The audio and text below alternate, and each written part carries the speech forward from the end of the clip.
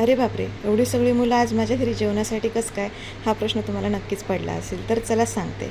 तर बिदरहून येऊन आम्हाला 8 दिवस झाले होते, पण प्रसाद काही अजून सोडला नव्हता. तर तो प्रसाद सोडायचा आज मी ठरवलं होतं, कारण आज संडे आहे आणि सगळेच मुलं आज घरी असतात. मग त्यांना फक्त प्रसाद कसा देणार म्हणून जेवणाचाही थोडासा कार्यक्रम ठेवला होता. तर मग मॅडमचा काही उतरायचा बेत नव्हता आज काखेतून, त्याच्यामुळे तिला घेऊनच चहा बनवला, चहा पिला. चहा पिल्यानंतरनं मग भाताचा कुकर लावला आणि त्याच्यानंतर एका साईडला दूध गरम करायला ठेवलं. दूध गरम करताना त्याच्यामध्ये ग्लास पाणी घातलं आणि ड्रायफ्रूट्स कट करत होते. आता ड्रायफ्रूट्स कट करता करता समोरून माझ्याशी कोणतरी बोलत होता आणि त्यांना रिप्लाय देता देता मी सगळे ड्रायफ्रूट्स दुधामध्ये टाकले.